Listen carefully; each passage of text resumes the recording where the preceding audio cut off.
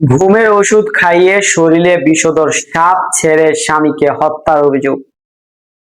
ভারতের উত্তর প্রদেশের মিরাটে স্বামীকে হত্যার বিষধর সাপ ব্যবহারের অভিযোগ এক নারী ও তার কথিত প্রেমিককে গ্রেফতার করেছে পুলিশ। তদন্তকারীদের দাবি 20 লাখ রুপির বীমার অর্থ হাতিয়ে নেওয়া এবং তাদের সম্পর্কের পথে বাধা দূর করতে এই হত্যাকাণ্ডের পরিকল্পনা করা হয়েছিল।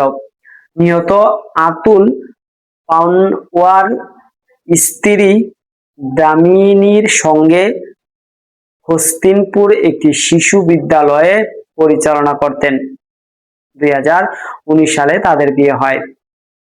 পুলিশ দাবি করেন বিদ্যালয়ের চালক তুষার উর্ফে নিক্কির সঙ্গে ডমিনির সম্পর্ক ছিল। প্রথমে তারা সড়ক দুর্ঘটনায় ঘটিয়ে অতুলকে হত্যা চেষ্টা করেন। সেই পরিকল্পনা ব্যর্থ হলে নতুন পরিকল্পনা নেন। তদন্তকারীদের অভিযোগ, ঘটনার রাতে ডমিনির স্বামীর দুধে ঘুমের ওষুধ মিশিয়ে দেওয়া হয়। অতুল অচেতন হয়ে পড়লে তার বিছানায় একটি বিষধর সাপ ছেড়ে দেওয়া হয়। সাপের কামড়ে তিনি অসুস্থ হয়ে পড়েন। পরে তাকে হাসপাতালে নেওয়া হলে চিকিৎসক মৃত ঘোষণা করেন।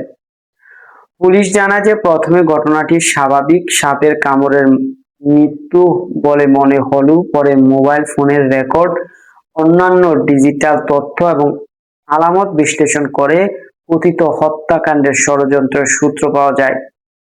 পুলিশের ভাষ্য, এই হত্যাকাণ্ডের পেছনে দুইটি উদ্দেশ্য ছিল: 20 লাখ রুপির বীমার অর্থ দাবি করা এবং পরকীয়া সম্পর্ক চালিয়ে যাওয়া। এই ঘটনায় ডমিনি ও তুষারকে গ্রেফতার করা হয়েছে। মামলার তদন্ত চলছে। পুলিশ আরো জানান যে তুষারও বিবাহিত। অভিযোগ, তিনি নিজের স্ত্রীকে তালাক দেওয়ার পরিকল্পনাও করছিল। দর্শক, সাবস্ক্রাইব করবেন, লাইক করবেন, শেয়ার করুন।